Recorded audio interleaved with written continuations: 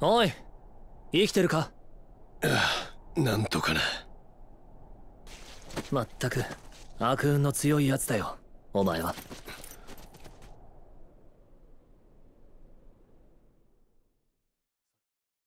Un nouveau chapitre de Berserk. Décidément, je crois que je m'y ferai jamais. Comme promis, Berserk est de retour ce 8 juillet 2022 avec un nouveau chapitre. Donc comme la dernière review a l'air de vous avoir beaucoup plu, je vais en faire une pour tous les chapitres à venir, si toutefois il y a matière à dire des trucs intéressants. J'ai vu beaucoup de reviews un peu vides sortir dès la publication des premiers leaks, et j'ai pas envie de me diriger vers ce genre de contenu. Cette review sera toutefois plus courte que la précédente, étant donné que là c'est pas un double chapitre, mais bel et bien un chapitre seul. Avant de commencer cette review, je voulais revenir sur un élément intéressant du chapitre 366 que j'avais pas remarqué.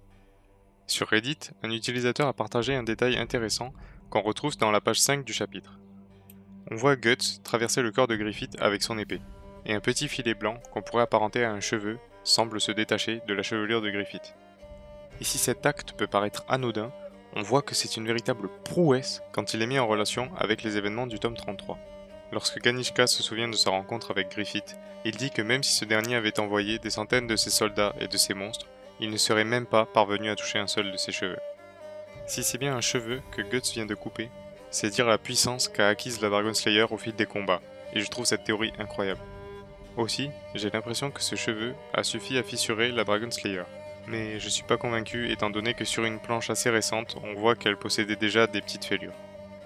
Mais bon, je le place quand même car ce serait pas étonnant de la part de Berserk quand on connaît le nombre de détails dont le manga est doté. Pour vous donner un exemple, les ossements qui constituent l'armure du Skull Knight sont anatomiquement exacts, rien que ça.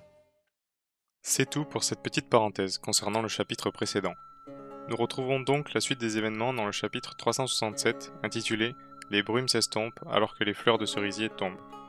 Et je suppose que vous commencez à avoir l'habitude, mais j'aimerais déjà m'arrêter pour vous parler du titre de ce dernier. Les Japonais considèrent la chute de la fleur de cerisier comme l'homme se détachant du monde, au sommet de son évolution.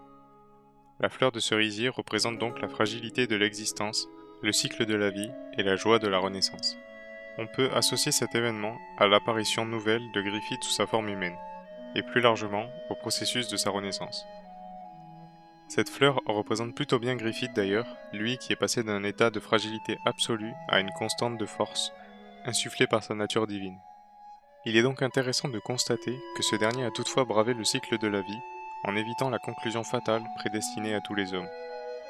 Aussi, on pourrait penser que cet événement nous avait été teasé depuis le dernier flashback de Guts, et sa rencontre avec Danan, présageant certainement la mort de ce dernier.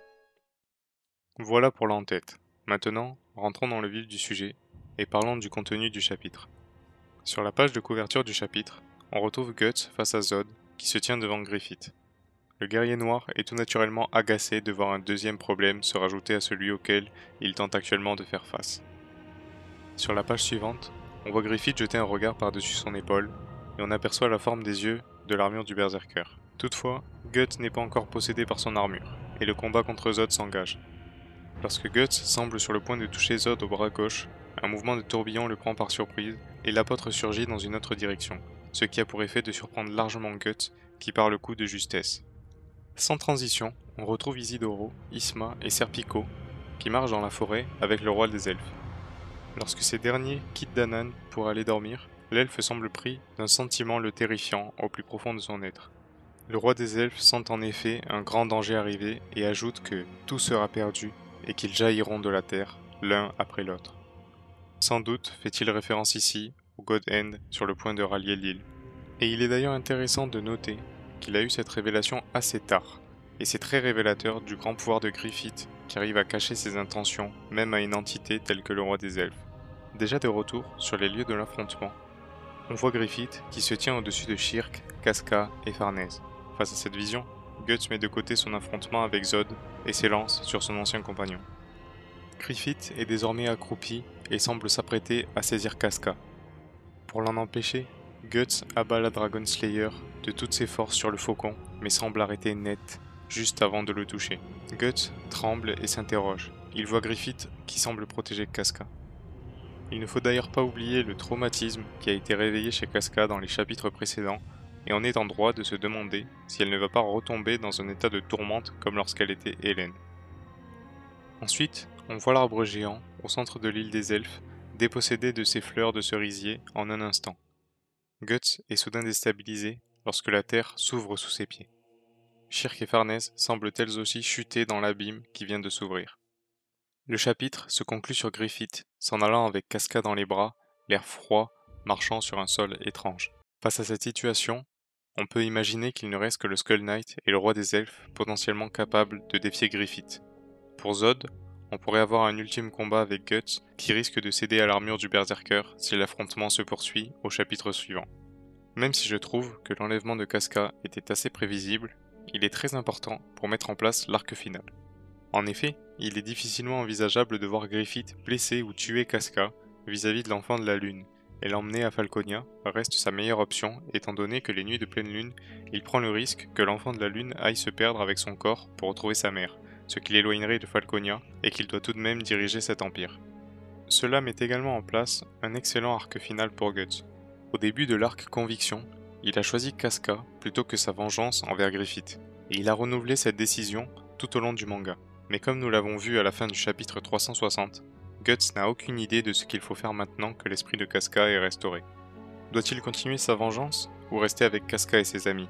La révélation que Griffith et l'enfant de la lune partagent un corps et que Griffith kidnappe Casca résout ce dilemme pour lui. Maintenant, il doit vaincre Griffith, pas pour se venger, mais pour sauver Casca et son enfant. Et pour ce faire, il va avoir besoin de toute l'aide qu'il peut obtenir. Contrairement à sa quête de vengeance au début de Berserk, il va devoir faire appel à des alliés parce qu'il sait qu'il ne peut pas mener ce combat seul après avoir essayé et échoué de combattre Griffith ici. Et cet événement reflète la décision qu'il a fait d'accepter ses compagnons étant donné qu'il ne pouvait pas veiller sur Casca seul. Après des années de hiatus, nous arrivons enfin à la fin. Voilà, c'est tout pour cette review du chapitre 367 de Berserk. S'il y en avait encore qui doutaient du fait que Berserk était entre de bonnes mains, vous êtes servis. J'espère que les formats de ces nouveaux chapitres vous plaisent toujours. Personnellement, je trouve que c'était la meilleure manière de retranscrire la fin de l'œuvre. Du coup, n'hésitez pas à me faire vos retours et à partager la vidéo si vous l'avez aimée. J'essaierai d'en faire d'autres si ça vous plaît. En attendant, je vous fais des bisous.